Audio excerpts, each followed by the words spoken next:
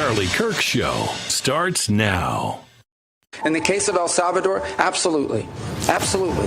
We deported gang members, including the one you had a margarita with. And that guy is a human trafficker, and that guy is a gangbanger. Well, I think actually we're further away from a deal because that SALT cap increase, I think, upset a lot of conservatives. Again, the conservatives are pushing for some balancing spending reductions. We actually stopped negotiating just before midnight because we actually had a deal that was then pulled off the table. So again, this bill actually got worse overnight. There is no way it passes today, and as I've said all along, we may need a couple of weeks to iron everything out, but it's not going anywhere today. The alternative is a 68% tax increase, and you can blame the Democrats for that and one or two grandstanders. Well, this is the biggest tax cut in the history of our country, or you'll get a 68% tax increase. I promised the American people that I would build a cutting-edge missile defense shield to protect our homeland from the threat of foreign missile attack. And that's what we're doing today. This design for the Golden Dome will integrate with our existing defense capabilities and should be fully operational before the end of my term. The Golden Dome will be capable of intercepting missiles even if they are launched from other sides of the world and even if they are launched from space. And I have to tell you directly and personally that I regret voting for Secretary of State. I yield back. May I respond? You may, sir. Well, first of all, your regret for voting for me confirms I'm doing a good job based on what I'm doing. Well, that's just a flippant statement, Mr. Secretary. Can I respond, Mr. Chairman? You may. I didn't ask. Senator, please let the Secretary. I'd be happy to, but then I can respond to his. Your time's up, Senator, and woefully used, I might add. Add this to the long and growing list of promises made and promises kept. Ultimately, this right here, the Golden Dome for America, is game changer. It's a generational investment in the security of America and Americans. I don't think Thomas Massie understands government. I think he's a grandstander, frankly. He'll probably vote. We don't even talk to him much. I think he should be voted out of office. And I just don't think he understands government. If you ask him a couple of questions, he never gives you an answer. He just says, I'm a no. He thinks he's going to get publicity. I'm actually very proud of the work we've done with USAID. For example, I don't regret cutting $10 million for male circumcisions in Mozambique. I don't know how that makes us stronger and more prosperous as a nation. I don't regret psychosocial support service. Well, I can go on. I mean, there's other things here. We spent $227,000 for Big Cat's YouTube channel from USAID. We spent $14 million for social cohesion in Mali, whatever the hell that means. So I can go on and on. I got the list here, and there's more. I didn't even bring the whole list. This is what he said he was going to do in the campaign trail. We're going to protect the American people. And that's what he's doing. And it's a challenge. It's a technical challenge. We understand that. But I think American technology can get there. It depends on how big you want to make it. We want to strengthen Medicaid. We want to strengthen Medicare. Waste, fraud, and abuse. The Democrats will let illegals be on. They'll destroy it. It's not a question of holdup. We have a tremendously unified party. I don't think we've ever had a party like this. There's some people that want a couple of things that maybe I don't like or that they're not going to get. The State Department had to change. It was no longer at the center of American foreign policy. It had often been replaced by the National Security Council or by some other agency of government, when in fact we have these highly talented people that were being edged out. At Turning Point USA, what we are doing every single day is we are dedicating ourselves and our staff and our students and our activists for a full revival of America. Get ready to launch into the future of freedom at the largest student event in the nation. SAS is back. Join thousands of fellow students ready to pioneer a bold new era for America at our Student Action Summit. And we're bringing in the biggest voices in the movement. Featuring Charlie Kirk, Tucker Carlson, Steve Bannon, Dr. Ben Carson, Congresswoman Anna Paulina Luna, Brandon Tatum, James O'Keefe, Benny Johnson, Jack Posobiec, and more. From July 11th through 13th in Tampa, Florida. Register now at SAS2025.com.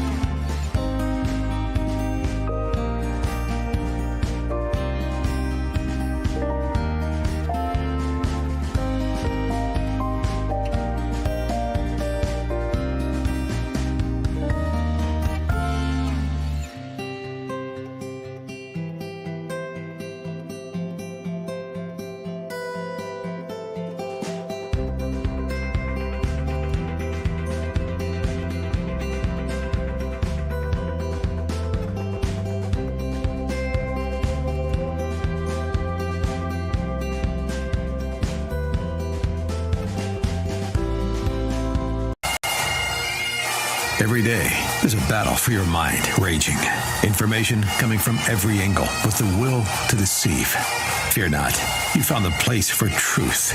The voice of a generation that still has the will to believe in the greatest country in the history of the world. This is the Charlie Kirk Show.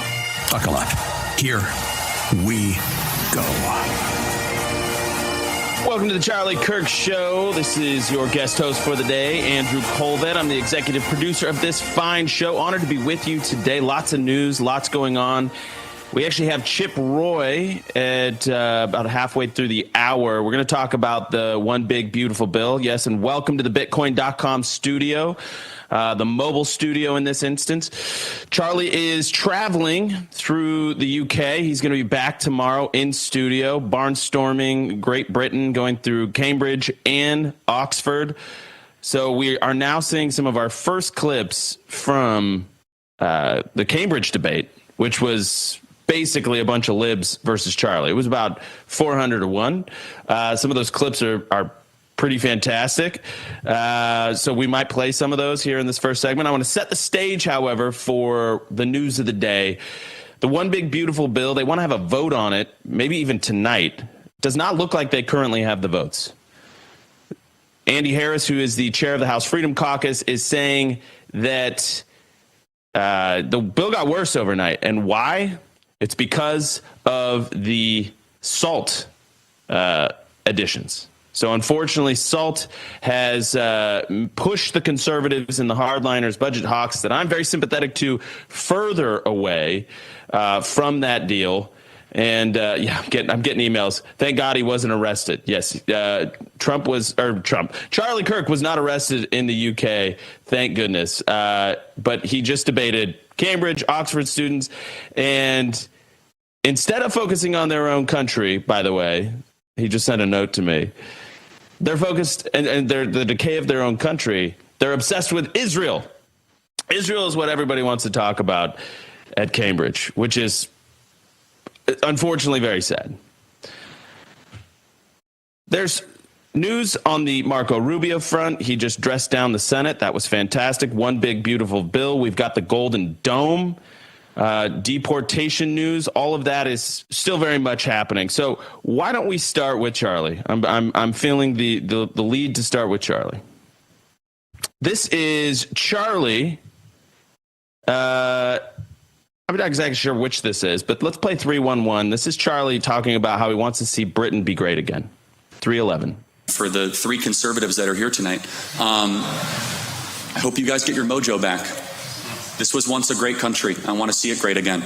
You guys are a husk of your former self. You guys, you can laugh and sneer all you want, but the country that split the atom and invented the steam engine and eradicated slavery and brought common law to the world can do a lot better than this. And your existence led to our existence. And for whatever I can do, I hope that this country finds a leader or a group of leaders. I'm not here to give you political advice. I hate when foreigners do that to Americans. You guys do whatever you want. But I do have a wish that the world feels like it's missing something.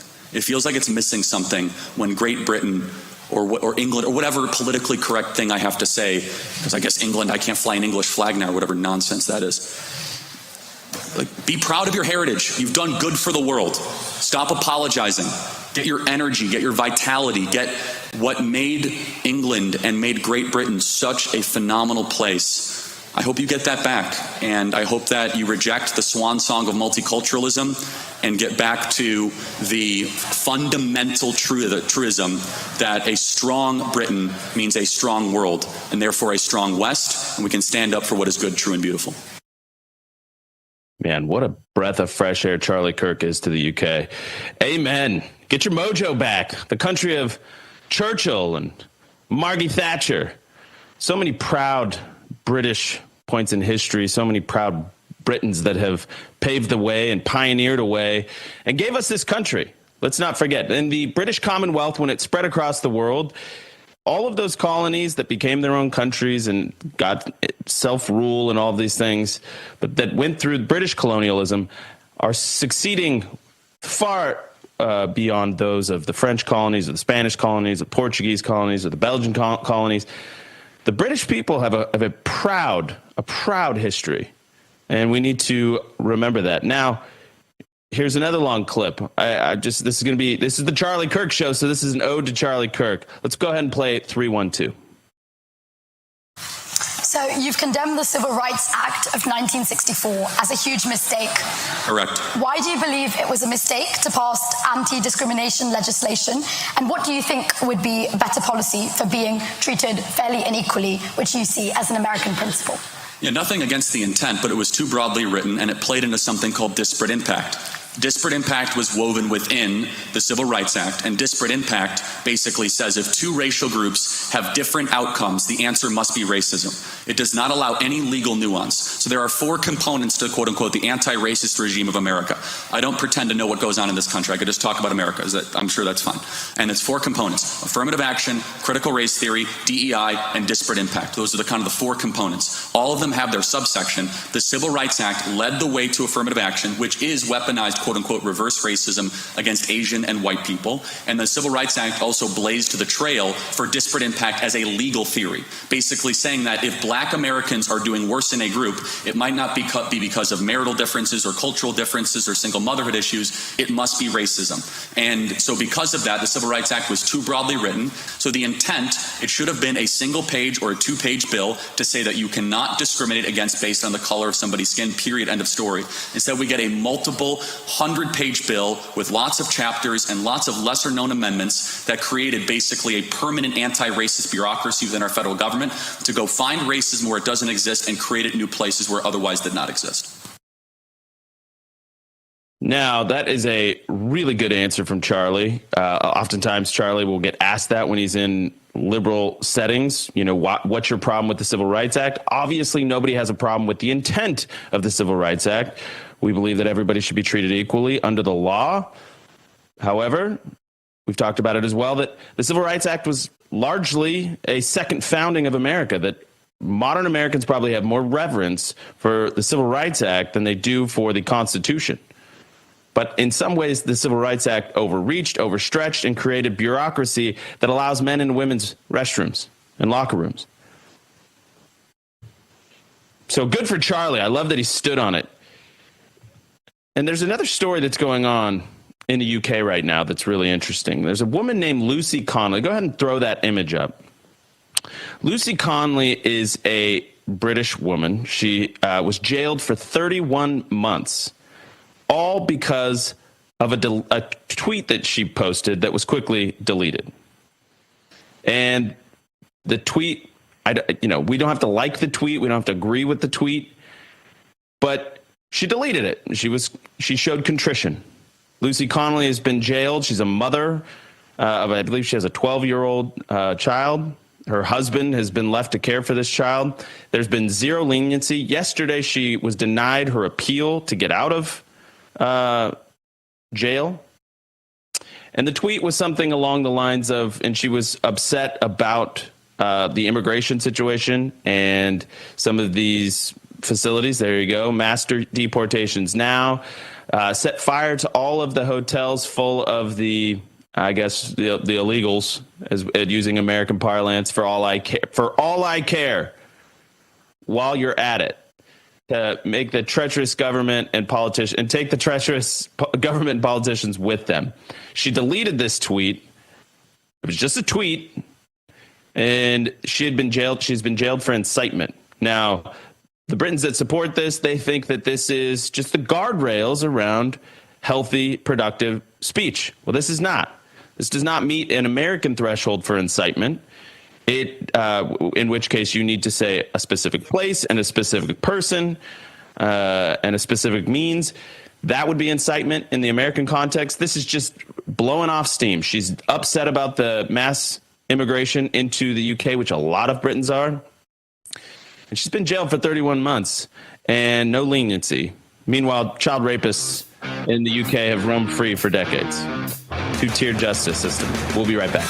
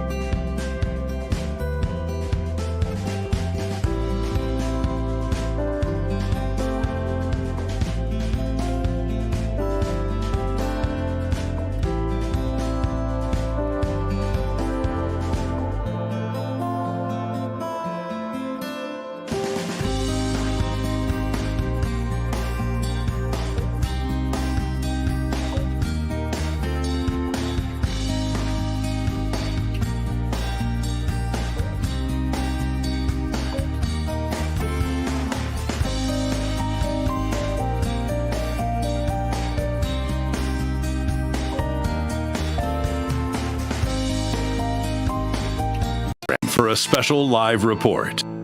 So that special report is happening at the White House. We are going to take you there now as President Trump is meeting with South Africa's president. Let's listen in. It's a great honor to be with the president of South Africa, President Ramaphosa, and he is a man who is certainly in some circles really respected, other circles a little bit less respected, like all of us, in all fairness, like all of us. We all like that. We also have a few of my friends. Ernie Els, a great golfer. He's a truly great golfer.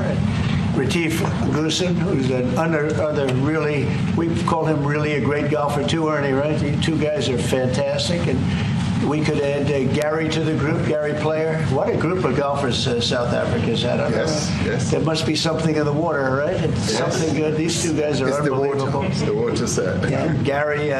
Gary's Gary. And David Frost, also another one that I know is such a great one. Was he as good a putter as they say, David? He's a putter. He's a putting machine, right? Absolutely. But he's another one. So something very good about South Africa in golf, and golf is still doing great in South Africa. And they have young players I hear coming up that are going to be very good. But it's an honor to have you here, and my friend, it's an honor to have you, one of the greatest businessmen in South Africa and long beyond. Thank you for being here. It's very, very great honor. Appreciate it. So we're going to be discussing certain things. As you know, we have the G20 is going to South Africa. When is that going to be? In November. In November. And thereafter, I hand over to you. And yes, we have it next. You originated the G20, so I'll hand over the baton to you, and then you lead the G20 We're in the world. We're going to have it the following year. Yeah. So we'll be discussing many things, and some of the things you've been reading about in the papers and the media. And I would say that, look, the president is a truly respected man in many, many circles, and in some circles he's considered a little controversial. But we're going to be discussing some of the things that are taking place in South Africa and see if we can help. And we want to help. And we've had a long relationship with South Africa. I have, because indirectly I have so many friends that live there. I have a lot of friends. I mean, these are famous guys, but I have a lot of friends that live there that are tremendous people. And we'll be discussing that. We'll have a nice conversation. And I really appreciate that you guys came along. It really helps us in our thought process. But it is a great honor to have you, and I appreciate you called. He called. I don't know where he got my number, but I picked up. He said, I want to come over and see you. That was my honor, and thank you very much for being here. You're most welcome. Thank you so much. Well, thank you very much for welcoming us to this reformed White House. I've been here before, and it looks really fantastic. I must congratulate you. Thank you. But I also thank you for allowing our delegation. This is a very mixed delegation that you've got. We've got people from government, my ministers. I've got someone from the trade union movement who we really collaborate with, and from business as well, and our sporting legends. When I spoke to you, you said, yes, come along and bring Gary Player, bring Ernie Els and Retief Goosen. I brought the two of them. Gary Player, I spoke to him, and he said, look, I'm getting rather on in my years, but wishes us luck in this discussion with you. So it's a real joy, and I'd also like to thank you for allowing your people to start discussions with us at the trade level. I mean, we are essentially here to reset the relationship between the United States and South Africa. We are long-standing partners in many, many ways. We've collaborated in many fields, in space issues, in energy, and in trade, and we therefore need to reset that, particularly in the light of some of the announcements that you made on trade and investment. So we want to advance more trade between the two of us, two countries, and our people now have been empowered by yourself and by myself to start engaging, and we hope that we will be able to fuel that engagement during our talks. And we also want to discuss issues that have to do with how we promote further investments in both countries. We've got about 22 companies from South Africa that have invested in the U.S., thus creating a number of jobs. And similarly, you've got almost 600 companies that have invested in South Africa, and some of them have been in South Africa for more than 100 years. That's true. So our links are really long-lasting, and we would like to recalibrate those relations between our two countries and discuss a whole range of issues, geopolitical, the work that you're doing to bring peace around the world, in Ukraine and in the Middle East. So we value that, and we are also a great contributor to peace processes that are going on around the world. And of course, we want to discuss how we can support each other.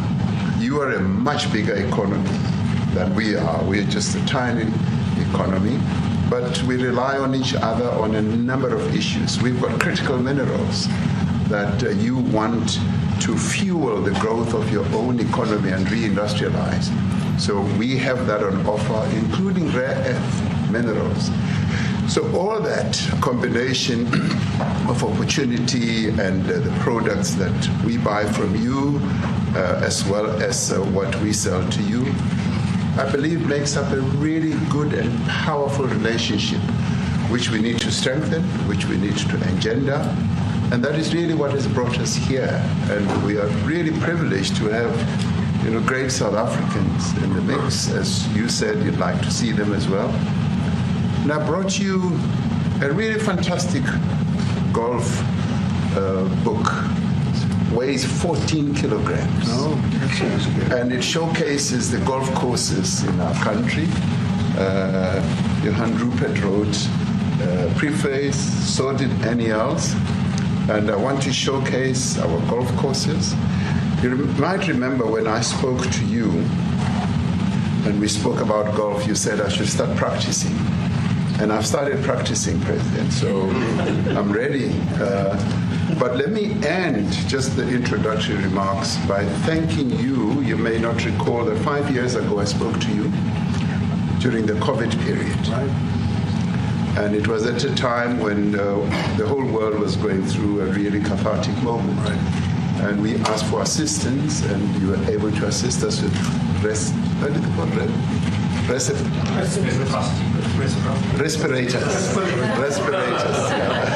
respirators, and you kept to your word, and you delivered respirators to us. We didn't have as many in our country, and it really helped to help us deal with COVID. So I'm here also to say thank you and to thank the people of America for having helped us during a really difficult time. Being the small economy that we are, we needed help from around the world. And you were there to provide that. So thank you very much. I remember the call. Yeah. We sent 150 respirators. We became the respirator king. We started making them. Nobody had them. We had very few of them. That's right. But they were very helpful. But we sent 150, and I appreciated the letter you wrote me. A letter. That's right. Yeah. Thank you. I appreciate that very much. Thank you very much for that. It really touched my heart after I spoke to you, and you delivered. So, great honor. Thank you very much. Thank you. Yeah. Any questions, please? Mr. President, we welcome white Afrikaner refugees here. Can you explain to Americans why it's appropriate to welcome white Afrikaners here when other refugees like Afghans, Venezuelans, Haitians have all had their protected status revoked? Well, this is a group, NBC, that is truly fake news. They ask a lot of questions in a very pointed way. They're not questions, they're statements. We've had tremendous complaints about Africa, about other countries too, from people. They say there's a lot of bad things going on in Africa, and that's what we're going to be discussing today. When you say we don't take others, all you have to do is take a look at the southern border. We let 21 million people come through our border, totally unchecked, totally unvetted. They came from all over the world. In many cases, they're criminals. They come from prisons. They come from mental institutions. They come from street gangs. They're drug dealers. So don't say that we didn't take them. We're trying to get them out as fast as we can. And we're doing record business on that. And we just won a big case where we're allowed to send back hundreds of criminals to Venezuela. Just won that today in the Supreme Court. I'm happy to hear. But we do have a lot of A lot of people are very concerned with regard to South Africa, and that's really the purpose of the meeting, and we'll see how that turns out. But we have many people that feel they're being persecuted, and they're coming to the United States. So we take from many locations if we feel there's persecution or genocide going on. And we had a lot of people. I must tell you, Mr. President, we have had a tremendous number of people, especially since they've seen this. Generally, they're white farmers, and they're fleeing South Africa, and it's a very sad thing to see. But I hope we can have an explanation of that, because I know you don't want that. It's a kind of a different meeting. Normally, we have meetings, we talk about trade, and we'll be talking about trade and other things. But that certainly will be a subject that comes up. Yeah. Yes, please. Brian? Thank you very much. I'd like to get your thoughts on Letitia James, Director Polte. According to him, Letitia James says that the alleged mortgage fraud was simply a mistake. I want to get your thoughts on that. She put down that her father was her husband in order, and this is very similar to, I guess, the false accounts that have on here. Well, I don't know what it is currently, but Letitia James, who's the Attorney General of New York State, it seemed, I'm not involved in that at all. I know it's being handled by various groups, I guess, but it's major fraud,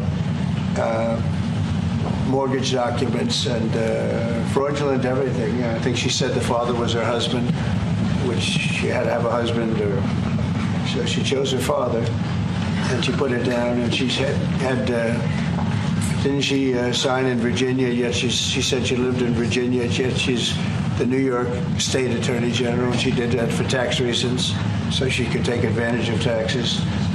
And she had the wrong number of units. She had a much different number, which wouldn't have allowed her to qualify and scam the government. So I don't know. I think she's very bad for New York, but I really don't know too much about it. But I appreciate the question. Yes, thank you very much. Yes. Please. Thank you, Mr. President. So May 25th will be the celebration of Africa Day, which pretty much a lot of celebration will be taking place around the world, including here in the United States. What is your message to the entire African continent, African people in this important occasion? Well, I want to see peace, and I want to see happiness. I want to see health, and you have incredible land. There's tremendous value. A lot of countries don't have that value in the land, the value you have. We have a situation, I think you probably heard about it. We've done, through some very talented people, helped settle a war that's been raging for years, Rwanda and the Congo. And I think we've done it. Believe it or not, I think we've done it. And could you just say a few words about that, my friend?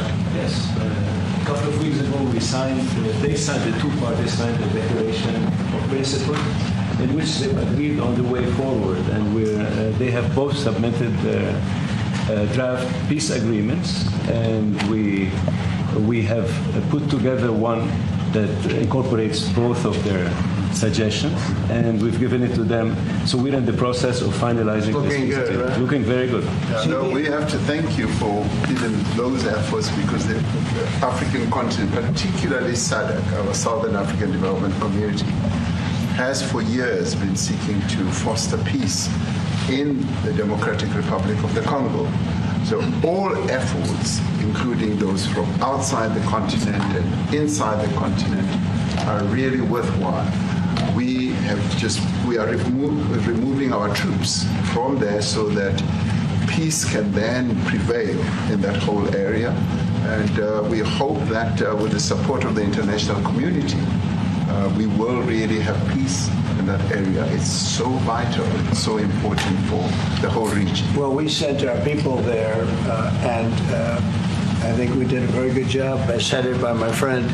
And that was great. That was great. I mean, I'm just hearing phenomenal reports, because all I'm hearing is death, and they're chopping heads off, and it's horrible over there.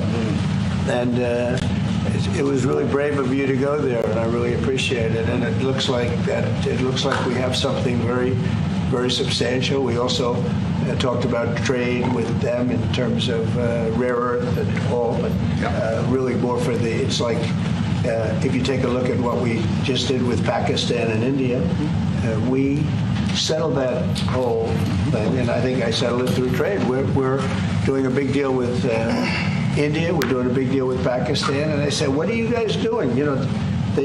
Somebody had to be the last one to shoot, but the shooting was getting worse and worse, bigger and bigger, deeper and deeper into the countries, and we spoke to them, and I hate to say we got it settled, and then 2 days later, something happens, and they say it's Trump's fault. But Pakistan has got some excellent people and some really good, a great leader. And India is my friend, Modi. And he's a mutual friend. Yeah, he's a great guy. And I called them both, and we just did something good. We're trying to settle Russia, Ukraine. We spoke with President Putin for 2.5 hours the day before yesterday. I think we made a lot of progress, but that's a bloodbath. 5,000 people are being killed a week, 5,000 soldiers a week, not including people in cities and towns that are also being killed. So we're trying to help. And it doesn't affect us. It's not our people. It's not our soldiers. It's it's Ukraine and it's Russia. But if we can save 5,000 souls, we'll do it. We're pretty good at it.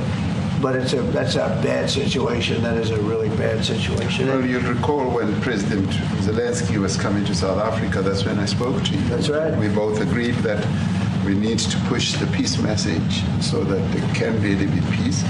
And we've been involved in the Ukraine-Russia conflict for quite a while through my Minister of State Security here. We've been dealing with them, the exchange of children were taken away, going through names and addresses and all that.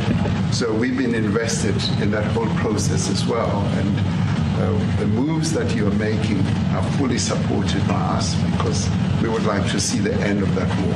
That's true. I called Zelensky and they said, he's in South Africa. I said, what the hell is he doing in South Africa? He was talking to us. We got this straight. That's a strange one.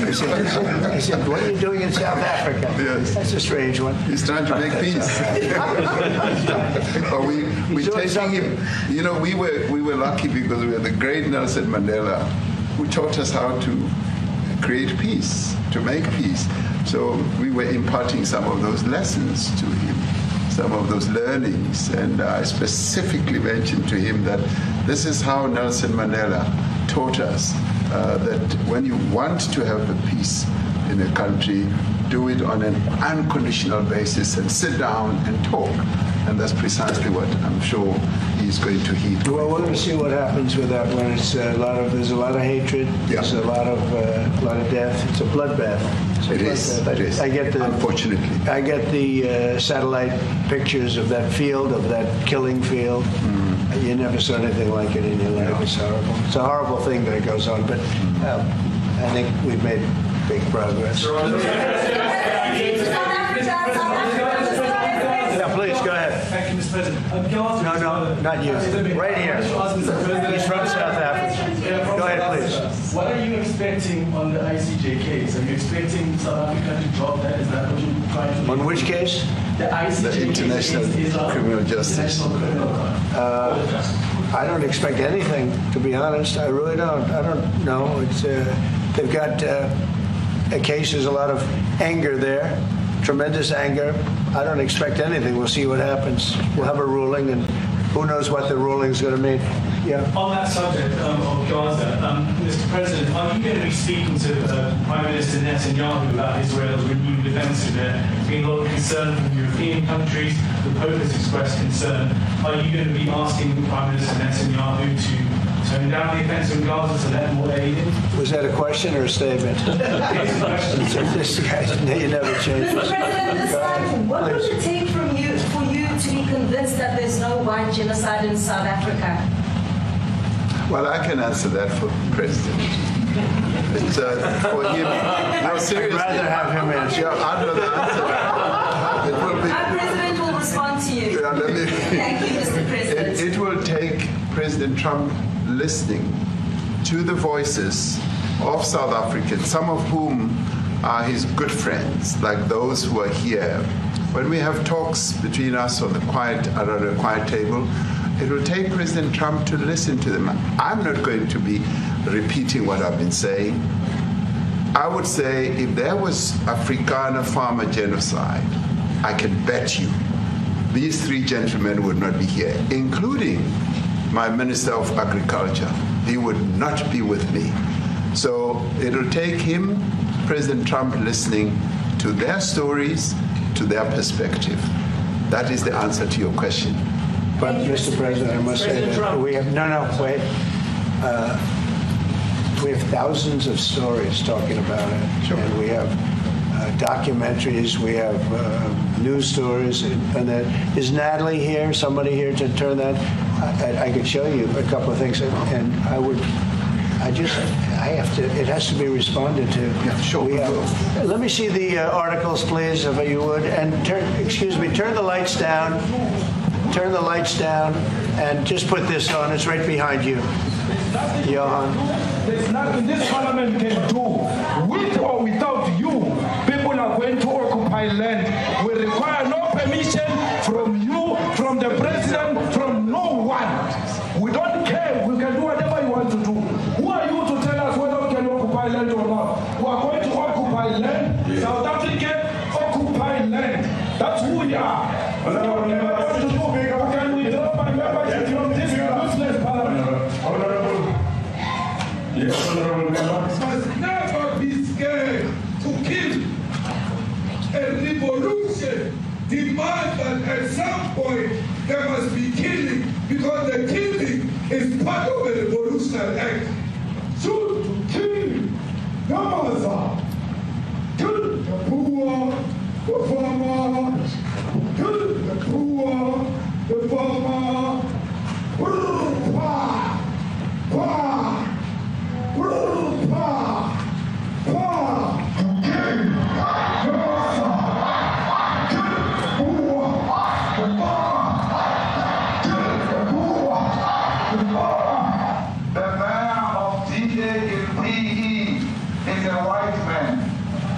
So these people, when you want to hit them hard, go after a white man. They feel a terrible pain because you have touched a white man. Not because Mashama and Soni will not be touched. They will be touched, no one. But we are starting with this whiteness. We are cutting the throat of whiteness. Shoot, kill, no answer. Kill the brewer, the farmer. Kill the brewer, the farmer.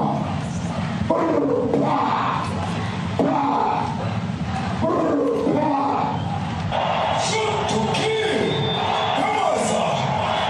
Kill the brewer, the farmer. Kill the brewer, the farmer.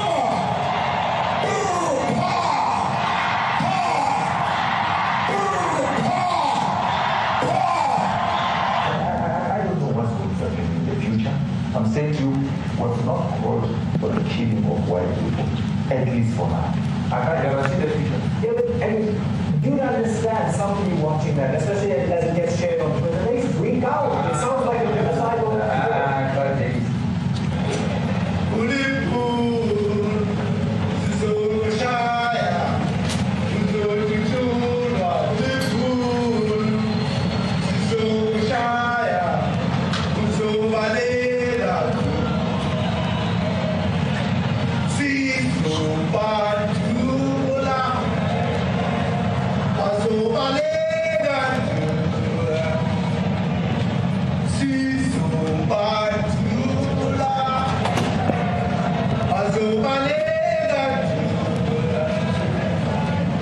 Expropriate land without compensation, whether they like it or not. If they object, they can seek refugee in America. Now this is very bad. These are burial sites right here. Burial sites. Over 1,000 of white farmers, and those cars are lined up to pay love on a Sunday morning. Each one of those white things you see is a cross. And There's approximately 1,000 of them. They're all white farmers, the family of white farmers. And those cars aren't driving. They're stopped there to pay respects to their family member who was killed. And it's a terrible sight. I've never seen anything like it. Both sides of the road, you have crosses.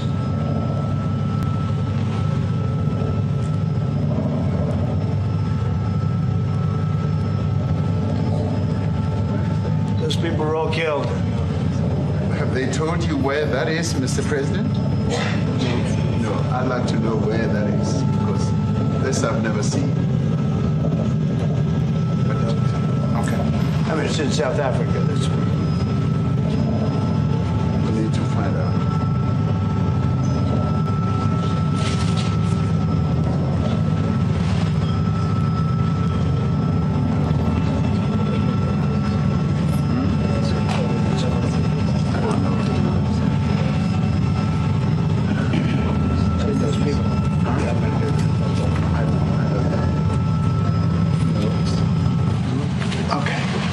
Mr. President, the Pentagon announced that it would be accepting a Qatari jet to be used as Air Force One. What are you talking about? What are you talking about?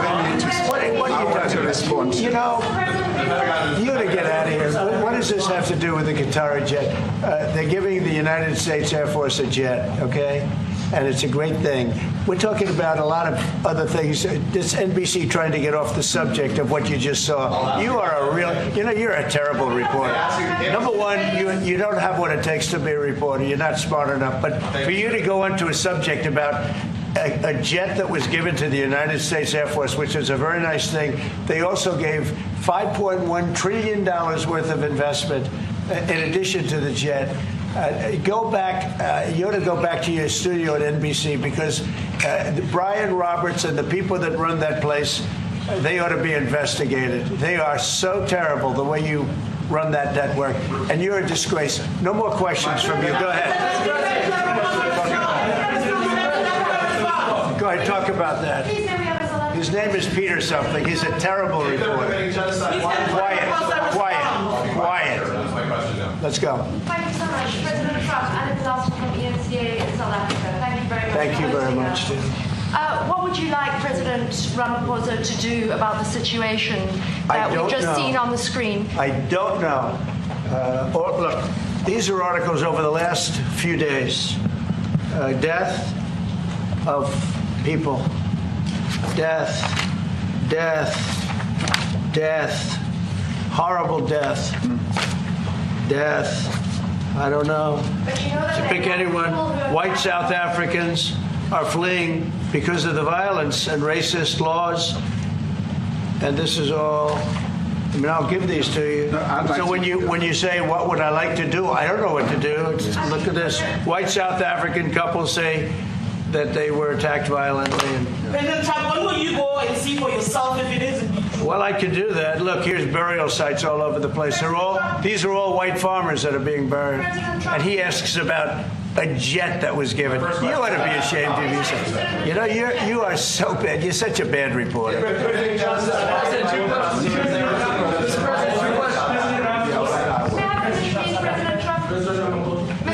This is one after another. This family was wiped out. I'm just looking.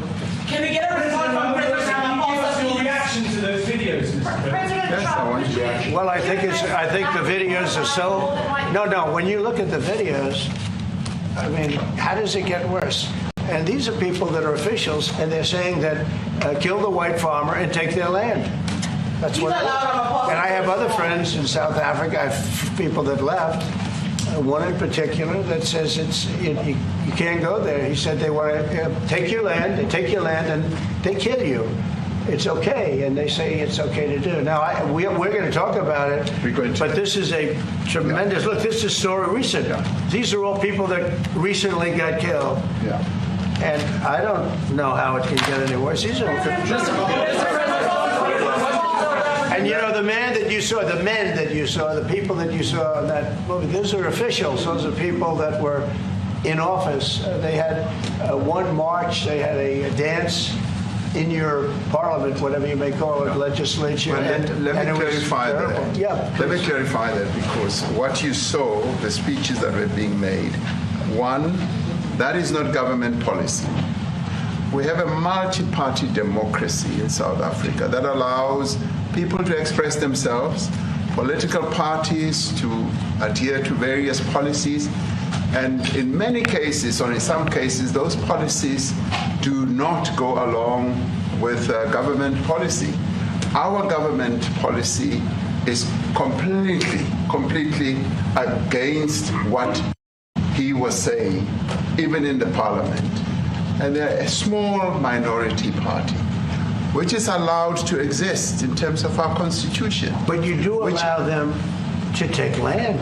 No. You do allow them to take land. Nobody can take land. And then when they take the land, they kill the white farmer. And when they kill the white farmer, nothing happens to them. No, there is nothing happens to them. There is criminality in our country. People who do get killed, unfortunately, through criminal activity, are not only white people. Majority of them are black people. And we have now been utilizing. The farmers are not black. I don't say that's good or bad, but the farmers are not black. And the people that are being killed in large numbers, and you saw all those grave sites, and those are people that loved ones going, I guess on a Sunday morning, they told me, to pay respect to their loved ones that were killed. Their heads chopped off. They died violently. And, you know, I mean, we're here to talk about it, and I didn't know we'd get involved here. But I will say this, that if the news wasn't fake, like NBC, which is fake news, totally, one of the worst, ABC, NBC, CBS, horrible. But if they weren't fake news like this jerk that we have here, if we had real reporters, they'd be covering it. But the fake news in this country doesn't talk about that. They don't want to talk about it, but now they have to talk about it. But they won't. This won't even be a subject. They'll have him talking about why did a country give a free, think of this, why did a country give an airplane to the United States Air Force? Okay? The United States, not to me, to the United States Air Force, so they could help us out, because we need an Air Force One until that's Air Force One, it's being built. 2 of them being built. But Boeing's a little bit late, unfortunately. So why did they give us a plane to the United States Air Force? That's what that idiot talks about after viewing a thing where thousands of people are dead. I'm sorry, I don't have a plane to give you. I wish you did. I'd take it. I would take it. If your country offered the United States Air Force a plane, I would take it. Okay. But coming back to this issue, which I really would like us to talk about, and talk about it very calmly. We were taught by Nelson Mandela that whenever there are problems, people need to sit down around a table and talk about them. Well, there are problems. And this is precisely what we would also like to talk about, including, of course, trade matters, investment matters. So the issues that concern you as the United States. Those are all racism. Those are all deaths. Yeah, in many ways, I mean, one should say you are a partner of South Africa, and you are raising concerns, and these are concerns that we are willing to talk to you about. Let me just add quickly, you know, the criminality that we are experiencing in our country needs quite a lot of technological capability. And in one of our areas in South Africa, we're using US technology, which is able to, in many ways, identify where shootings are happening and all that. And I'd like to talk about that, because there is support that we can get from you as the United States to help us deal with all these acts of criminality. And that is what I believe partnership is all about. And we are here as a partner so that we can help each other whenever there are challenges. So I'd like us to discuss it, and of course outside of the media, so that we sit down and have a really good discussion that will lead to good outcomes. Are there any other punitive measures that could be in place should you not be satisfied that South Africa is fixing some of the very bad things, in inverted commas, that you tweeted are happening? Well, there are a lot of bad things happening in many countries, but this in particular has been very, very bad, and because of we're going to have the whole world watching in another short period of time because you have the G20, and that's a big deal. And it seems like, I want you to look good. I don't want you to look bad. Very good. But we have hundreds of people, thousands of people trying to come into our country because they feel they're going to be killed and their land is going to be confiscated. And you do have laws that were passed that gives you the right to confiscate land for no payment. You can take away land for no payment. I want to clarify that because we have a constitution. Our constitution guarantees and protects the sanctity of tenure of land ownership. And that constitution protects all South Africans with regard to land ownership. However, we do say, because we've got to deal with the past, the government, and as your government also has the right to expropriate land for public use. And you're doing that. And we've never really gotten underway with that. And we are going to be doing so. You're taking people's land away we have not. From them. And those people, in many cases, are being executed. They're being executed. And they happen to be white, and most of them happen to be farmers. Mm-hmm. And that's a tough situation. I don't know how you explain that. How do you explain that? They're taking people's land away. And in many cases, those people are being executed. And in many cases, it's not the government that's doing it. It's people that kill them and then take their land, and nothing happens to them. But we have thousands of people that want to come into our country. They're also going to Australia in a smaller number. But we have thousands of people that want to come into our country, and they're white farmers, and they feel that they're going to die in South Africa, and it's a bad thing. Yeah, please. Come into our country, and they're white farmers, and they feel that they're going to die in South Africa, and it's a bad thing. Yeah, please. What can South Africa do? What concessions would you like to see them make to improve relations with the United States? Then I have one more for President Ramaphosa afterwards. Well, we just spoke about, I got them a very, very complex machine, 150 of them. And I was asked by the president if he could help. Yes. And I did that. And, I have great feeling for all countries. I deal with all countries. But I have a great feeling for South Africa because I have friends. I have a couple of friends, a few friends here today. But I have many friends from South Africa. But many of those friends are not, they can't go back. I have Elon is from South Africa. I don't want to get Elon involved. That's all I have to do, get him into another thing. But Elon happens to be from South Africa. This is what Elon wanted. He actually came here on a different subject, sending rockets to Mars, okay? Yes. He likes that better. He likes that subject better. That's right. But Elon is from South Africa, and I don't want to talk to him about that. I don't think it's fair to him. That's right. But I will say that people are fleeing South Africa for their own safety. Their land is being confiscated, and in many cases they're being killed. And that scene of, you see how many crosses they have. Those crosses, that's a dead person in every one of them. And those trucks or cars are paying their respects to all of those dead people on a Sunday morning. That's a rough thing to explain away. And the problem we have, and the way, a correct and a fair media exposes things. But we have a very corrupt media. They won't even report this. If this were the other way around, it would be the biggest story. Now, I will say apartheid, terrible. That was the biggest story. That was reported all the time. This is sort of the opposite of apartheid. What's happening now is never reported. Nobody knows about it. All we know is we're being inundated with people, with white farmers from South Africa, and it's a big problem. Marco Rubio was telling me he's never seen anything like it. The numbers of people that want to leave South Africa because they feel they're going to be dead very soon. Yes, I was going to say, Brian, if I could just ask you a question. 72% of farmers in your country are white. If they flee, do you feel that maybe the economy could collapse? You may not have a gap to fill in those people that need to replace those farmers. I'd like my Minister of Agriculture, who is white, who comes from an opposition party to mine, who's joined my government at my invitation to address this very issue, including the question that you just raised. John? Thank you very much, Mr. President. Yeah. And Mr. President, thank you for welcoming us to the White House. I would say we have a rural safety problem in South Africa, and I don't think anyone wants to candy coat that.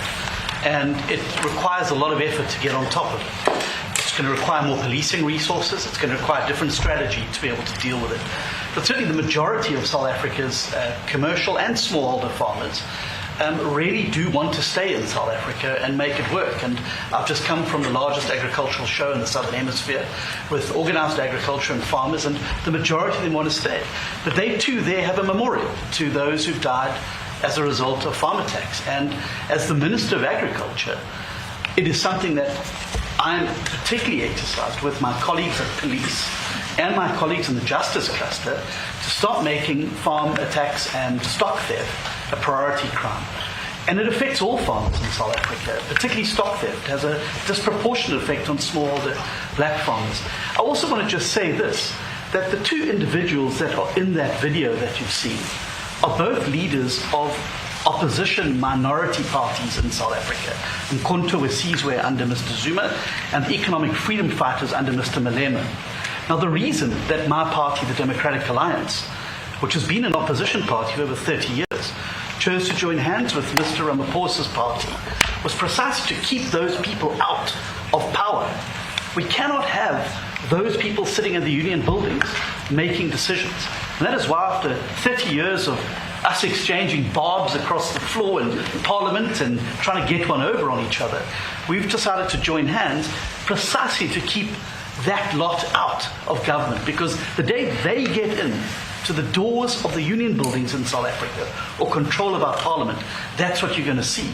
And that is why this government, working together, needs the support of our allies around the world so that we can strengthen our hand, grow our economy, and shut the door forever on that rabble getting through the doors of the union buildings, because then South Africa's future would be... So you denounced that type of language in the video that you saw? Oh yes, we've always done so. As government, as my own party, we are completely opposed to that. We, in 1955, adopted a document which said South Africa belongs to all who live in it. But why wouldn't you arrest that man? That man said, kill the white farmers, kill the white farmers. And then he danced, and he's dancing, and it's kill the white farmers. I'm not sure, but I think if somebody got up in Parliament and started saying, kill a certain group of people, he would be arrested very quickly.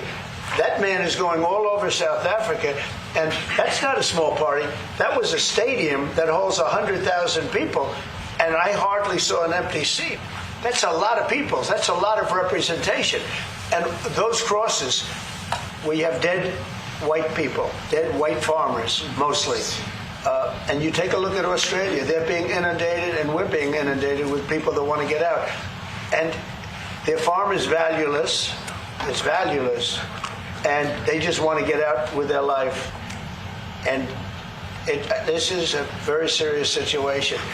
And if we had a real news or real press or media, we don't have that because they won't talk about this because they're all guys like that idiot. But if we had a real press, it would be exposed. And you know, the beauty of exposing it is it's like a cleansing action. When it gets exposed, it'll get fixed. That's when it'll get fixed. But people don't talk about it. And I'll tell you who's talking about the thousands of people that are fleeing South Africa right now. We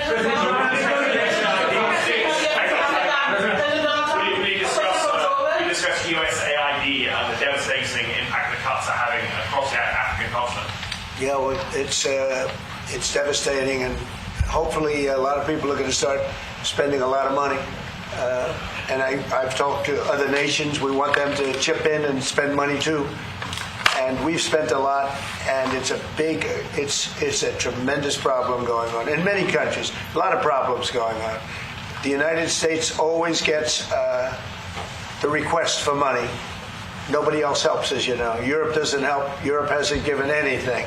All they do is sue our companies. You know, they sue Apple and they sue all of our companies. Apple had to pay $17 billion on a nonsense lawsuit. Very unfair. But we're going to always be there to help. It's shown rightly South African broadcasting. If this Afrikaner resettlement issue is resolved, you're going to go into a room after this, you guys are going to talk. If it is resolved, what is the potential for the future-looking relationship? It's fantastic. It's got to be resolved. It should be resolved. It's a little bit bad when you see a stadium with 100,000 people in it, because that means it's more than just a little movement. It's a pretty big movement in South Africa. So it has to be resolved. It'll be the end of the country if it's not. But is there potential for the relationship moving forward? I hope so. That's why I'm here. I mean, I'm not here for my health. I'm here to see what we can do. No, I'd like to see. I have friends. I can tell you, Ernie Els and Retief Goosen, they feel so strongly they wanted to be here on behalf of South Africa, not on behalf of me. Yes. And, they said, can we be here for this? Because they love the country. Ernie, do you guys want to say a couple of words or anything? I hate to put you in this. This is tougher than sinking a 3-footer. They've sank many 3-footers. Thank you, Mr. President. And thanks for the honor of being here. We've known each other a long time. We have spoken. We're proud South Africans. I still have my South African passport. We travel with this passport, and I got my visa here. So, but we want to see things get better in our home country. And that's the bottom line. It's been 35 years since the transition. President Ramaphosa was right in the middle of the transition time in 1990 and before that. So it's been 35 years of ANC government, and I know there was a lot of anger, through the transition. There was also a lot of stuff happening in the apartheid days. We grew up in the apartheid era, but I don't think two wrongs makes a right. President Mandela, when he came out of prison for all that time, didn't come out with hatred, and really unified our nation through sport. We won the Rugby World Cup in the 95. 4 times. We won the African Nations Cup, soccer. We won some majors as golfers and so forth. So what I'm trying to say is, this has been a long time coming. That's why we really wanted to meet you, meet the administration, and see our way forward, because we still want to see our country flourish. We've got some great things going on. Business is getting involved with government. Farmers are getting involved in local municipalities, trying to rebuild some of the infrastructure that's been decaying for a long time. So there's a lot of coexistence going on and help from a lot of areas, but I feel we need the US to push this thing through. We've got a great ally if we can have the US. It's always been an ally of South Africa for a very long time, even in the days of the war, up in Angola. You guys helped us. So very important for us to have your support and get the change we need. Where did you do that well? He might have done that even better than he plays golf, which is almost impossible. Johan, please. Mr. President, if you had to wind all of those tapes properly, you will see I'm the biggest target of that rabble-rouser. Number one for over 10 years, Mr. Malema. In fact, the first time I met him, he was in a youth league with that gentleman, and look how he's changed. Right. We have too many deaths, but it's across the board. It's not only white farmers, it's across the board. And we need technological help. We need Starlink at every little police station. We need drones. I actually got drones donated for the peace parks to stop elephant and rhino poaching. And his predecessor stopped the importation because he said the United States would spy on us. I mean, US basics, the ridicule. So if you can help us. Remember, sir, you and I lived in New York in the 70s. We never thought New York could be what it became. 2 commissioners, a tough mayor. We need your help to stop this awful killing. But it's across the board. Ernie's right now building a house in George. I'm building 3 cottages for my grandchildren on a farm outside Graaff-Reinet. I often go to bed without locking the door. And we have a serious problem with illegal aliens who stream across the border. And if you really look at our statistics, a lot of these murders, firstly it's unemployment and illegal aliens. And then I met Vice President Vance many years ago at the Charlie Rose show. My wife loved his book.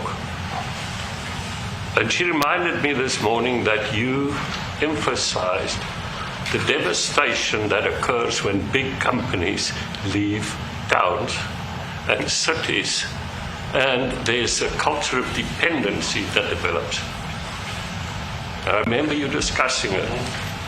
Now that's our problem.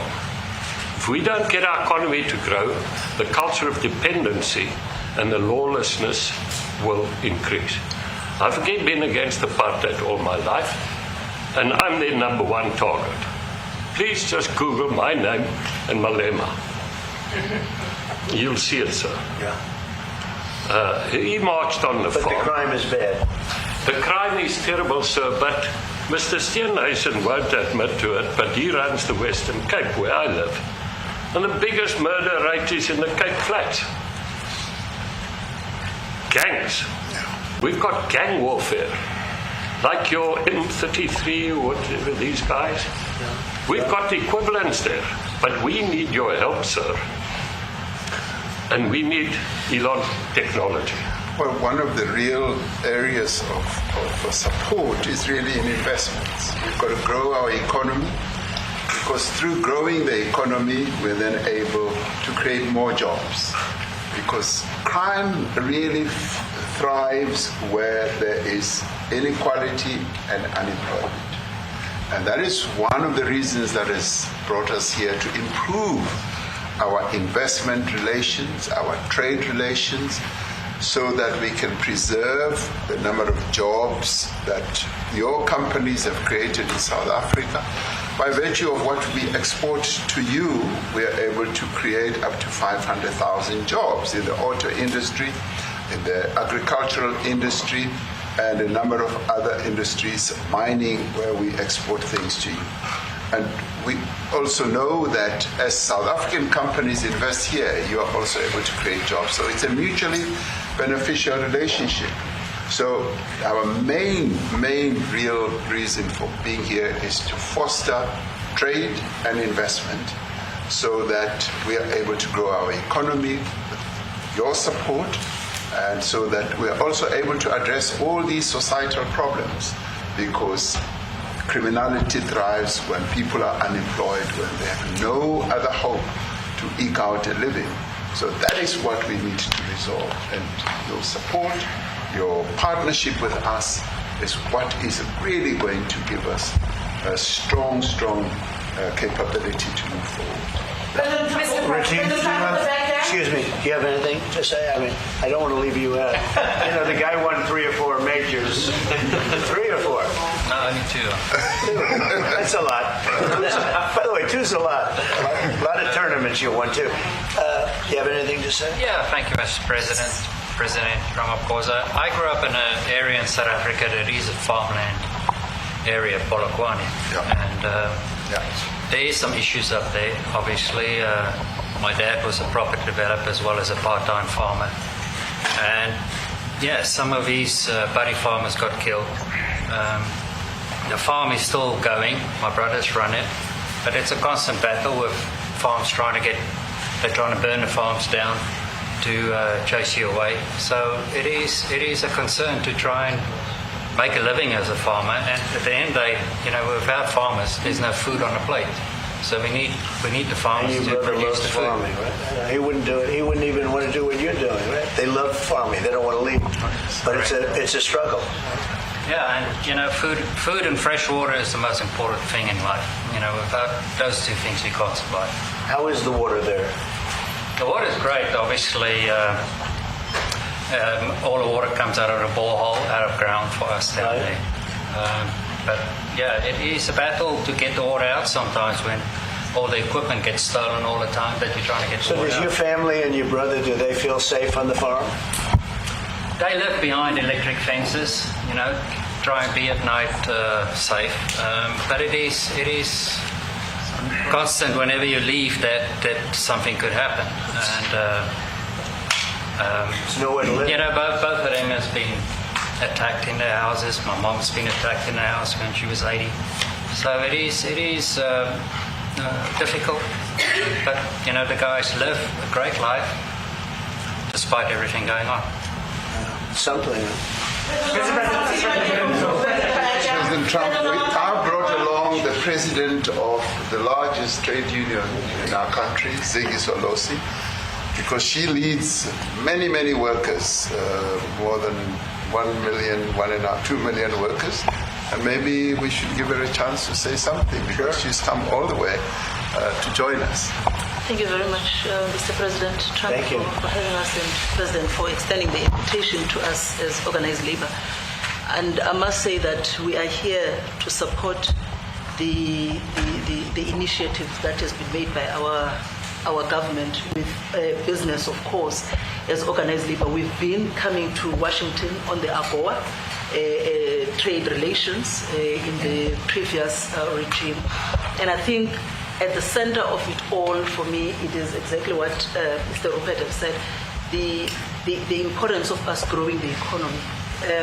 We have always emphasized when we were here and kept on coming and negotiating on AGOA that the 600 U.S. companies that are based in South Africa, as you said, President Ramaphosa, 500,000 jobs will be wiped out. We need more foreign direct investment in our country.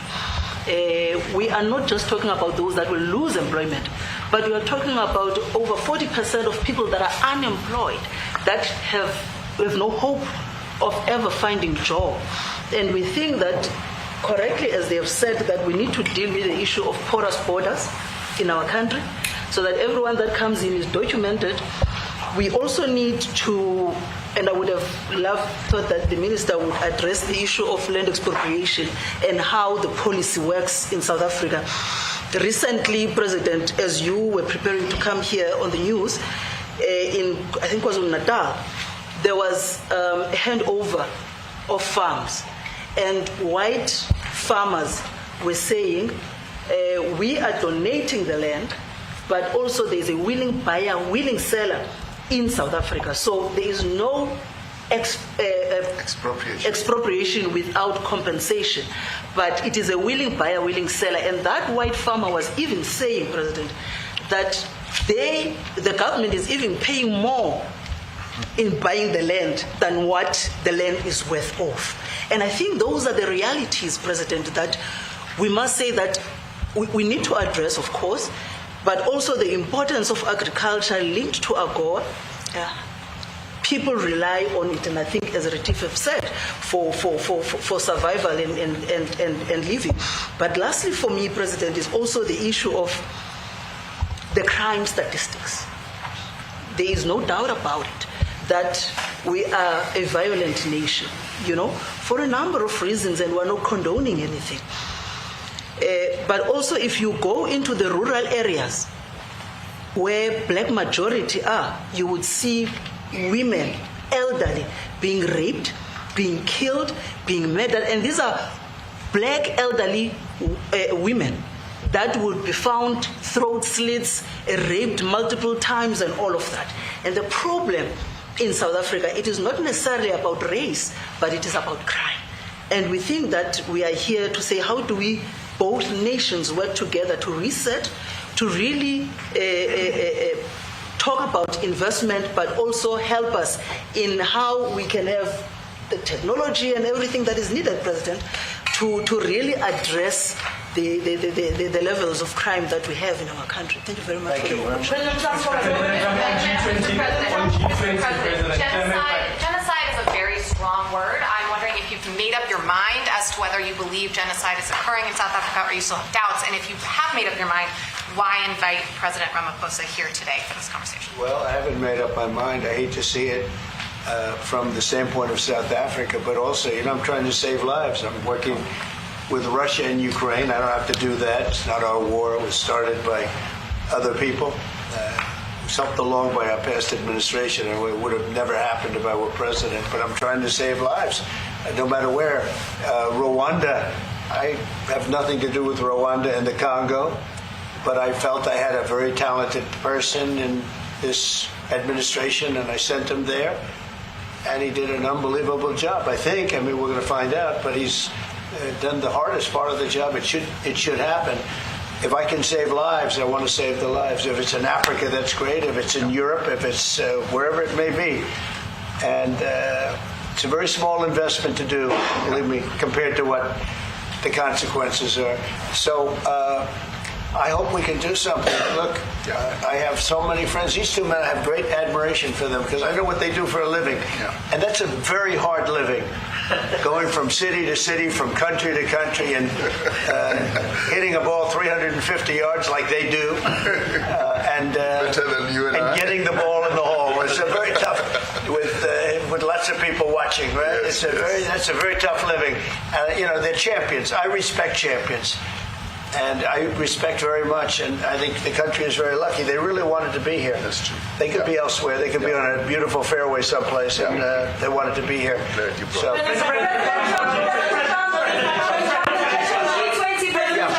My name is Yanda Mhobo from Newsroom Africa in South Africa. How important is it for the United States to be at our G20 summit in November, given the relationship between our two countries? You've just heard what has been said to you just now. Are you coming, and are you preparing to come? So without the United States, the G20, just like the G7, used to be the G8, but brilliantly they threw Russia out. Would have been a lot better if Russia was in. A lot of people would say, oh, that's not it. Because if Russia was in, you probably wouldn't have this war. And if you had a different president, you wouldn't have the war either. But we have a G7. It's important that the United States is at both of them. I think without the United States, I really believe it's not very important. It's not the same meaning. As I said to President Trump, the U.S. really originated the G20. And it's important that the United States continues to play a key role in the G20. And we are privileged to be the president of the G20. But we are even overjoyed that we are going to hand over to the United States, who are the originators. And for that reason, I expect the United States to continue playing the leadership role in the G20 together with other countries. And I've said when I initially spoke to President Trump on the phone, I want him to come to South Africa for a state visit, and I also want him to come and participate in the G20. And I want to gladly hand over to President Trump to take the leadership of the G20 forward in November. Thank you very much. Thank you very much. Thank you. Thank you. They don't want to leave. They like you so much.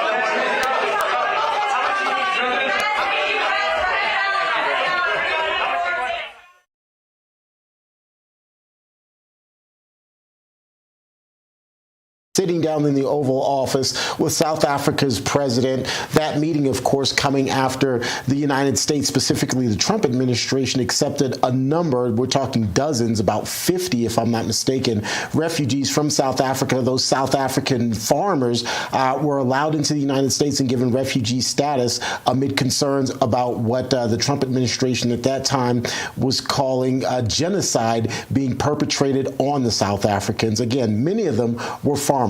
And our Brian Glenn was there as part of the press asking about that very issue.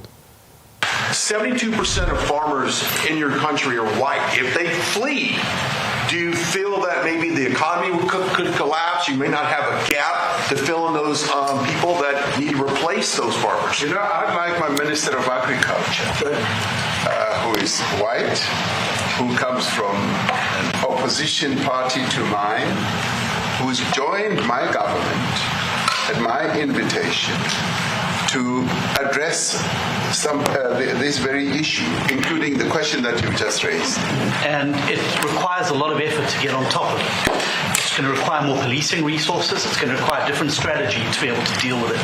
But certainly the majority of South Africa's commercial and smallholder farmers really do want to stay in South Africa and make it work. And I've just come from the largest agricultural show in the Southern Hemisphere with organized agriculture and farmers, and the majority of them want to stay.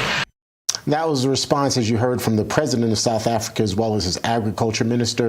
Those conversations will very likely continue behind closed doors as President Trump and the South African leaders are going to go and meet a little bit further there at the White House. We'll continue to cover all of this for you throughout the day. Make sure you stay tuned here to Real America's Voice. In the meantime, though, let's get you back to the Charlie Kirk Show, which is already in progress.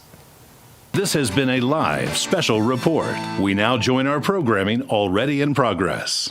Creation of man. I believe in creation of man. No, I do too. Yeah. And that's, we'll have you on for a different time because I think that, look, I'm not even saying if you believe in evolution, you're necessarily a bad person. I just personally have the belief of creation. Yeah, people try to shoehorn evolution in many ways. They want to have it both ways. They want to say, well, I believe in evolution, but it's directed by God.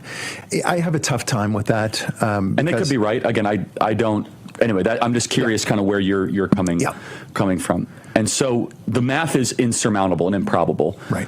What would you have to say then when a non-believer, I'm going to put a pin in that word atheist because I want to get back to that in a second, says that there's multiverses? Okay, well, the multiverse argument is a manufactured argument designed only because they understand the fine-tuning difficulties. They say it's the hard. True atheists know that is the hardest argument. That is the hardest argument, and so here they say, well, there are a bunch of other universes. Correct, which is a profession of faith. There is no evidence of something. Right? It's zero evidence, and there might be an infinity number of universes, don't you know, Charlie? So, therefore, there is a greater chance, therefore, that intelligent life and the way the universe was formed in our universe that would happen in this universe. But that is sidestepping the issue. That is a false argument. It's a cowardly argument. It does not reason whatsoever, using reason itself, which is interesting because one of the things that you learn from I think you mentioned Frank Turek before. Yeah, he's terrific. A great argument, and he makes the argument, and the classical argument that there's a difference between materialism and immaterialism. Mm-hmm. Materialism is what I used to believe in as an atheist, and most atheists have to believe this, that there's only what we know by seeing, touching, hearing, feeling, tasting, and so on. That is it. And if you can't do that, well, then it doesn't exist. But they themselves live in a world where they deal with the immaterial all the time. Like, how do you smell logic? How do you taste science? So true. Right? How do you feel music? There's a whole bunch of different... You can only feel its effects. Right, its effects. We know it's there, and yet they accept it themselves. Philosophy, right? I mean, how do you the love of eat wisdom, that? Right. So, and even the concept, many atheists will say there's no free will. In fact, they have to say, if they're an intelligent atheist, like you mentioned, an intelligent and honest atheist has to say that there is no free will. Why? Because free will can only be given to you by a creator. It cannot evolve Why do you by say itself. that? it's free-forming. It's also like anything else. You cannot, if you don't believe in the idea of evolution coming by itself, you can't have free.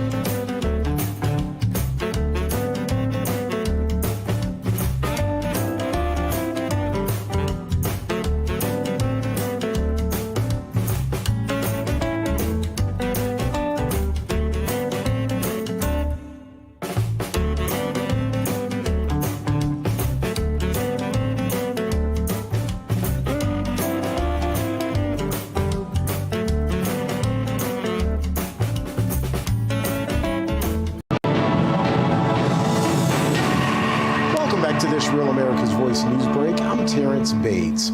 A marathon House Rules Committee meeting hearing on President Trump's so-called One Big Beautiful Bill is now in its 12th hour. Part of the reason this process has been going on so long is that hundreds of proposed amendments have been added to the debate since it started just after 1 o'clock this morning. Despite President Trump making his way to Capitol Hill on Tuesday in order to encourage congressional Republicans to get it done, so far the bill is still making its way over one of the final hurdles before a full House vote. On the issue of Medicaid, which has been one of the stumbling blocks so far, President Trump says his priority is eliminating fraud, waste, and abuse. House Speaker Mike Johnson says he wants this done by Memorial Day, meaning once the measure gets out of the Rules Committee, a full House vote will have to happen almost immediately. I'm thinking it's more going to be tomorrow afternoon before we all get this tied up, this one big beautiful bill in one big beautiful package that we can vote on for the American people. That was Missouri Congressman Mark Alford you just heard from. If and when the One Big Beautiful Bill Act, as it's called, passes, it will head to the Senate where more changes are expected. That's a quick check of your headlines.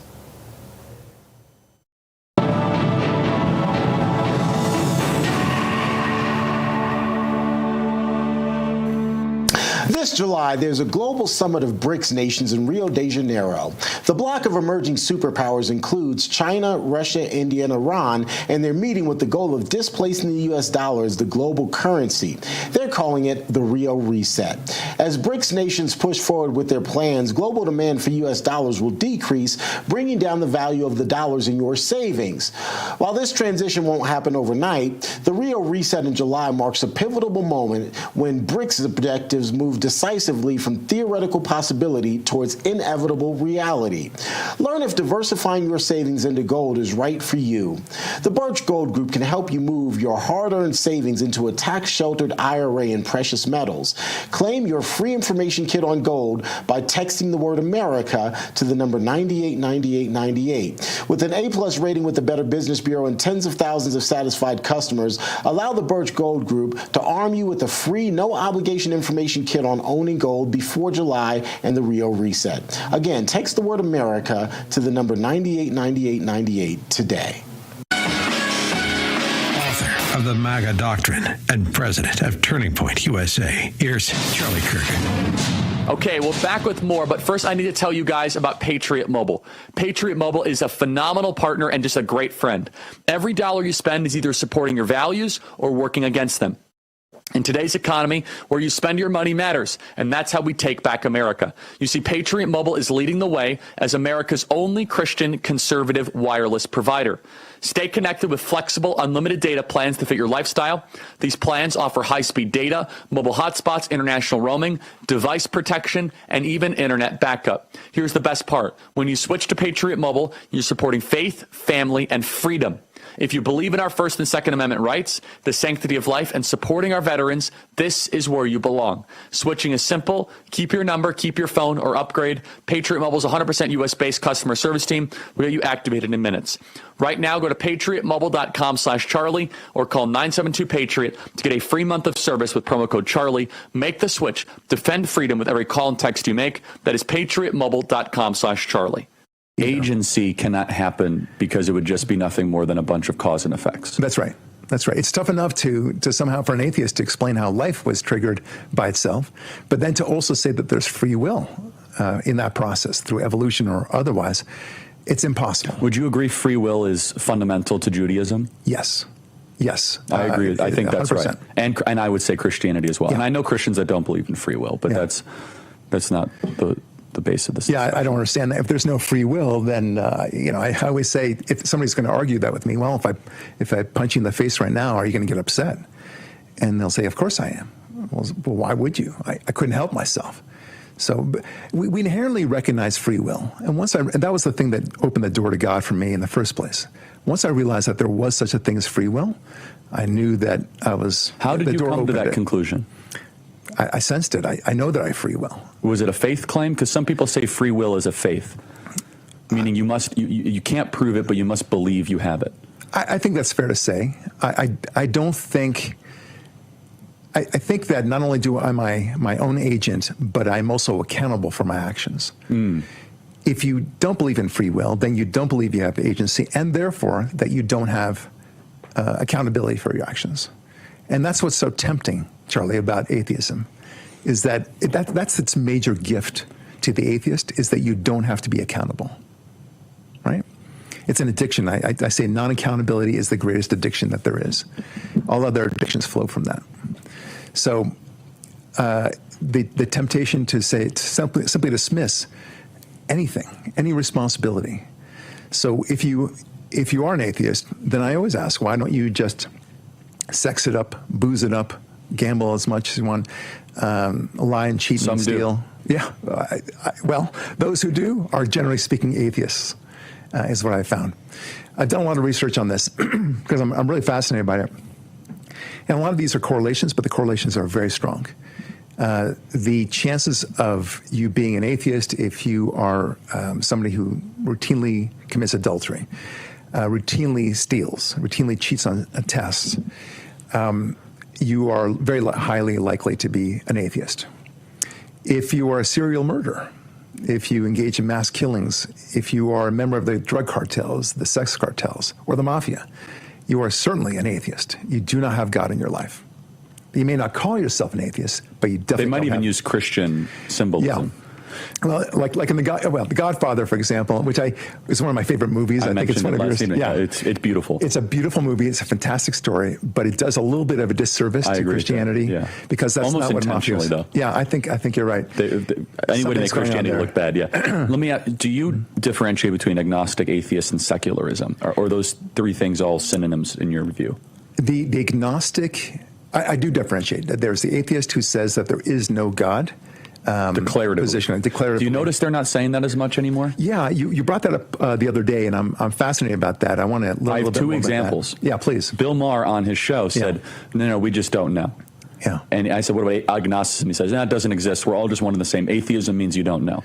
And then Brett Weinstein on Tucker Carlson's podcast said, we just don't know the answer to a lot of these things, which is so amazing to me because when I grew up, Hitchens and Sam Harris and Dawkins was always like, no, we know we don't. Right. We know there is none.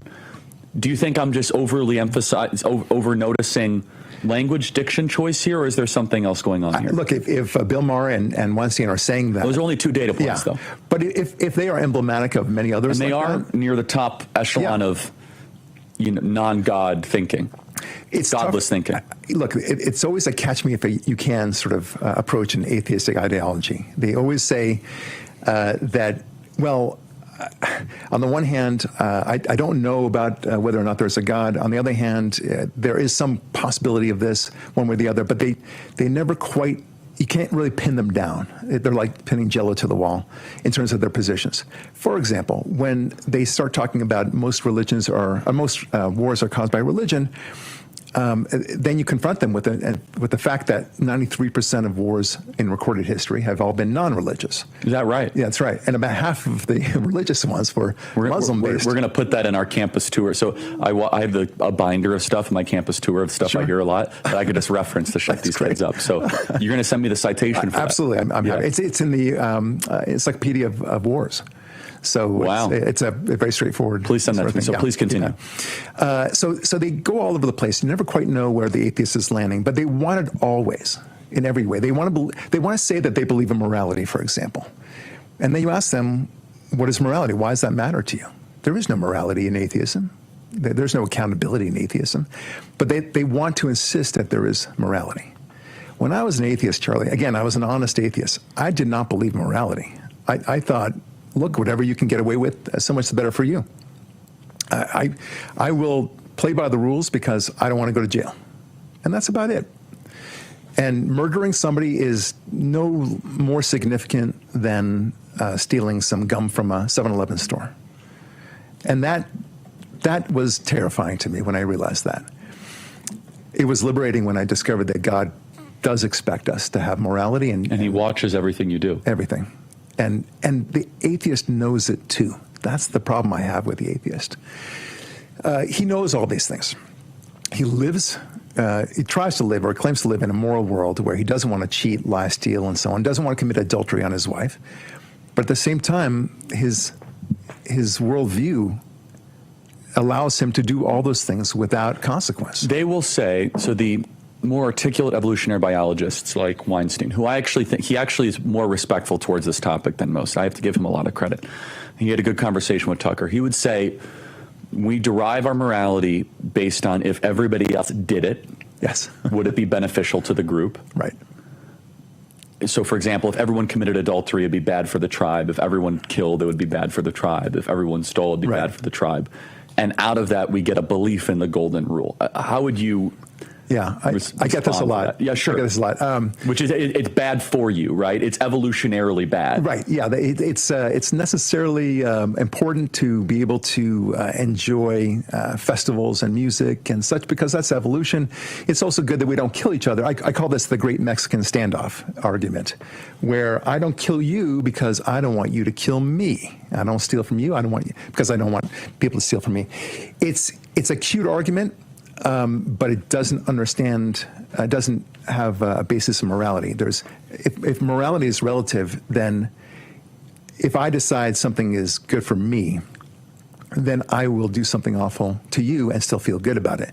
I'll give you an example, and I say this in my book, Atheism Kills, where if I'm up for promotion at a job, and let's say I'm an older guy, I'm 45 years old. And there's this young guy who's 28 years old, and he's up for promotion, and so am I. But I've got 4 kids, and I've got a gambling debt, and I got to get this job. If I don't get this job, I'm out in the streets.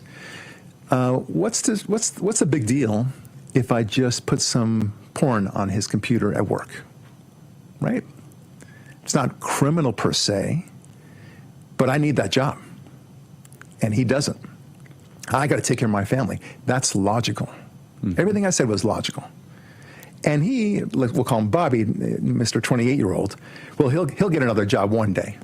No big deal. He's got plenty of opportunity. That's logic.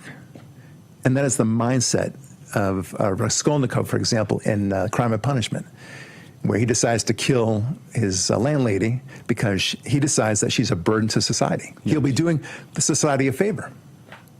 See, when you allow that sort of thinking, horrific things happen. Yeah, and you murder all the Down syndrome babies. That's right. That's what they do in Iceland by law. Absolutely. You must abort a Down syndrome I baby. did not know that. Oh, yeah. It's by law. You have to. They basically eradicated Down syndrome in Iceland, and they brag about it. Wow. Because why would you want a Down syndrome baby, right? They're nothing more than a leech on society. They can't harvest or think or create. It's frightening to see the way that atheists will logic themselves into positions. And that's why we need a universal morality. That it's a language that we should all be able to speak, but they will steal it from us. They will claim it for themselves. I could talk to you for hours about this, and I want to. Can you crisply describe atheism? If you had to give, when you encounter it, because I ask this for a reason, because now we're going to get into some of the heavier stuff of the 20th century. Sure. What is atheism, and therefore how could you ascribe that to Hitler and Stalin and all of that? So let's do... To me, atheism and the way I perceived it, the way I ran my life with it, is that there are no gods or God, and specifically the Judeo-Christian God does not exist. And we are best to not live by the teachings of Judeo-Christianity because it has held us back. That is the way I define atheism. So the atheism is somewhat of a new phenomenon, though. In the ancient world, were there atheists? Very few. I mean, if there were, they didn't write about it. Give me the history of atheism, and we'll get into the last 150 years. Atheism principally did not exist until the 1880s or so as a practical reality. Because of a lot of scientific innovations and revolutions. Innovations and a lot of philosophies from the German universities. It's always the Germans. Right, Blake? It's always the Germans. So... when it was in The Simpsons, they said, anybody who speaks German can't be that bad. So anyway, the point is that they created this, they made it more noble, and the idea somehow that it was majestic. And so that kind of gained favor across the Atlantic in America, and they started adopting this as well. And they thought, well, look, we already have a great society, and we need to advance. We need to move to the next step. The way they viewed religion is in much the way we might view a caterpillar that turns into a butterfly. You don't need the cocoon anymore, right? Fly away, my dear butterfly. And that's the way they thought of themselves. Before we head into this break, I need to tell you guys about Patriot Mobile. Patriot Mobile is phenomenal. I spend a lot of time with Glenn and the team, and making the switch is where you guys can make a big difference in your life and in the country. Stop funding companies that don't share your values. With Patriot Mobile, they support Turning Point USA, Charlie Kirk Show, and more. They're leading the way as America's only Christian conservative wireless provider. You see, you'll get exceptional nationwide coverage because unlike most budget wireless providers, Patriot Mobile has access to all 3 major U.S. networks. Stay connected with flexible, unlimited data plans. Go to patriotmobile.com/Charlie. Switching is simple. Keep your number, keep your phone, or upgrade. Right now, patriotmobile.com/Charlie. Go there or call 972-PATRIOT to get a free month of service with promo code Charlie. Patriot Mobile is leading the way as America's only Christian conservative wireless provider. Switch today without sacrificing quality or service. You'll get exceptional nationwide coverage because unlike most of the budget carriers, Patriot Mobile has access to all 3 major U.S. networks. Stay connected with flexible, unlimited data plans to fit your lifestyle. Go to patriotmobile.com/Charlie. That is patriotmobile.com/Charlie. Check it out right now, patriotmobile.com/Charlie.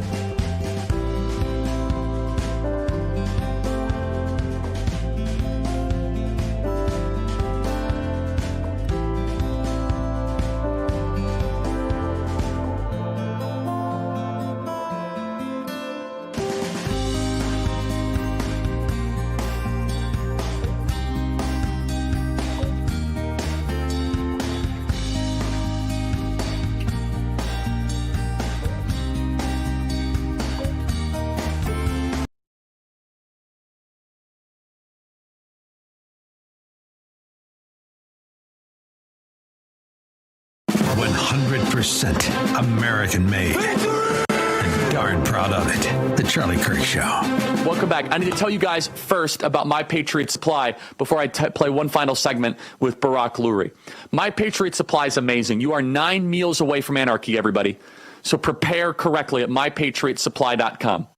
Think about it. Every time that you guys watch the news, you're probably hearing about global production, food production. And if things go south, you need to be ready. I trust My Patriot Supply. They're America's largest preparedness company right now. And right now, when you get their 4-week emergency food supply, you get 4 72-hour food kits and an extra 12 days of food absolutely free. That's 4 weeks of delicious meals that last up to 25 years, delivering 2,000 plus calories a day, shipped fast and free. We can't control what China does, but we can control how prepared we are. Go to mypatriotsupply.com today to claim your 12 days of free food. Shop mypatriotsupply.com. Again, you are 9 meals away from anarchy, and right now when you get their 4-week emergency food kit, you get 4 free 72-hour food kits and an extra 12 days of food absolutely free. That's 4 weeks of delicious meals up to 25 years, delivering 2,000 plus calories a day. Go to mypatriotsupply.com. That is mypatriotsupply.com.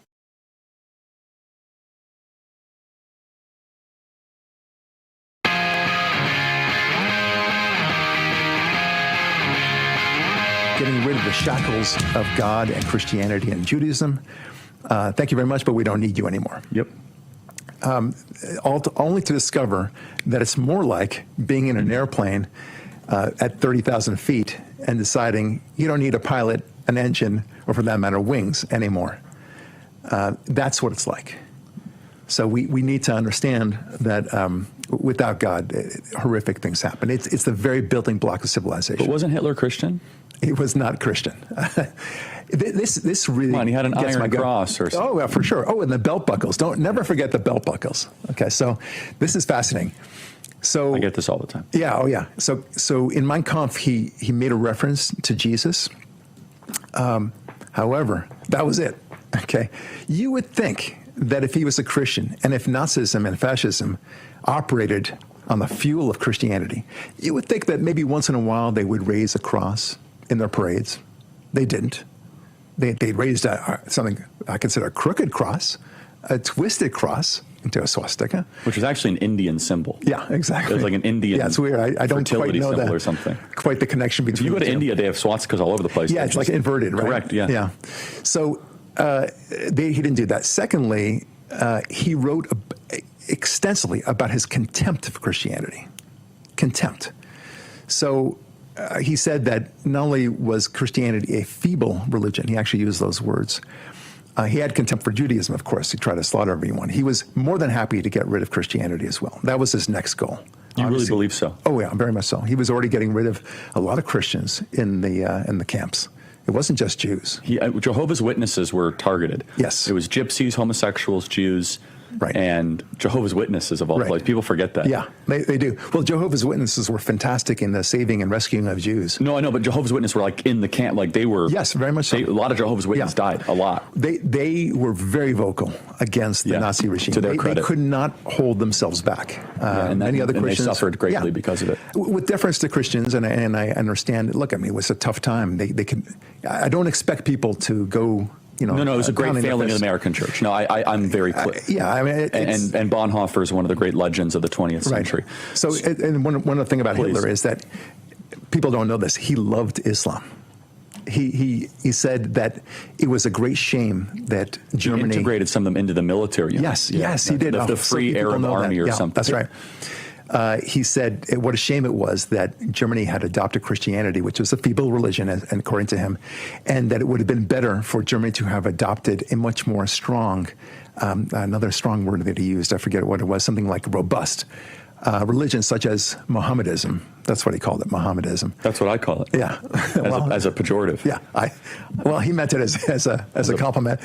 But of course, we all know that Did Hitler really call it Mohammedism? Yeah.